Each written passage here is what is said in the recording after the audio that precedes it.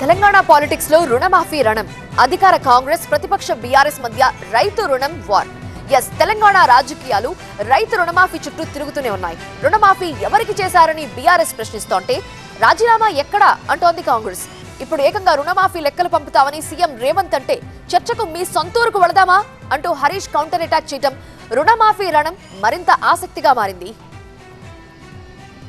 తెలంగాణ రాజకీయాల్లో హీట్ ఏమాత్రం తగ్గడం లేదు. అధికార విపక్షాల మధ్య ఎన్నికల నాటి సీన్లు కంటిన్యూ అవుతున్నాయి. నువ్వా నేనా అనే రేంజ్ లో అధికార విపక్షాల నేతలు ఒకరిపై ఒకరు విరుచుకుపడుతున్నారు. సై అంటే సై అంటున్నారు. సవాళ్లు ప్రతి సవాళ్లతో సెగలు రేపుతున్నారు. ప్రధానంగా రైతు రుణమాఫీ సెంట్రిక్ గా పాలిటిక్స్ హీట్ ఎక్కుతున్నాయి. గత పార్లమెంట్ ఎన్నికల్లోనూ రైతు రుణమాఫీ హామీ అంశం కాకపుట్టించింది. అయితే అదే రణం ఇప్పుడు కంటిన్యూ అవుతోంది. ఎన్నికల్లో ఇచ్చిన హామీ మేరకు రైతు రుణమాఫీ చేశామని ప్రతి సందర్భంలోనూ ప్రభుత్వం చెప్తూ వస్తుంది. అంతేకాదు మాజీ మంత్రి హరీష్ రావు టార్గెట్ గా సీఎం రేవంత్ రెడ్డి సెటైర్లు వేస్తున్నారు. గాంధీ భవన్ లో జరిగిన పిసిసి చీఫ్ ప్రమాణ స్వీకారోత్సవంలో పాల్గొన్న సీఎం రేవంత్ రెడ్డి 2 లక్షల రూపాయల రుణమాఫీ చేస్తే రాజీనామా చేస్తా అన్న హరీష్ రావు ఎక్కడ దాక్కున్నారని ప్రశ్నించారు.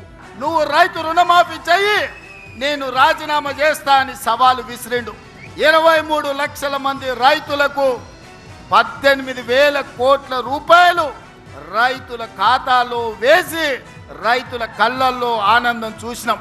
రాజీనామా చేస్తా అన్నావు కదా, సిద్దిపేటకు పట్టిన చీడ పీడ విరుగడవుతుందని ఆ సవాళ్ళు మేము స్వీకరించినాం. మరి ఈ రోజు ఆ సన్నాసి ఎక్కడ దాక్కున్నాడని నేను అడుగుతున్నా.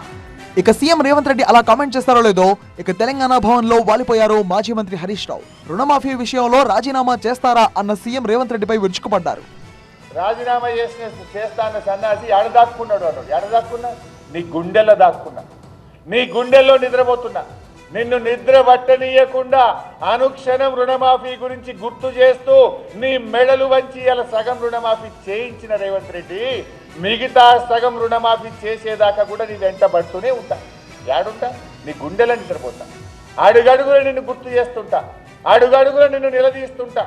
రాష్ట్రంలో 42 లక్షల మందికి రుణమాఫీ జరిగేదాకా నీ గుండెల్లో నిద్రపోతా. ఏడవడుకున్నావు అంటున్నావు, ఏడవడుకున్నా రోజు నీ వెంటనే పడుతున్నా. యాదీసి పెట్టండి. 2 రోజుల క్రితం డిప్యూటీ సీఎం భట్టి విక్రమార్క కూడా బీఆర్ఎస్ పై విమర్శలు ఎక్కుపెట్టారు.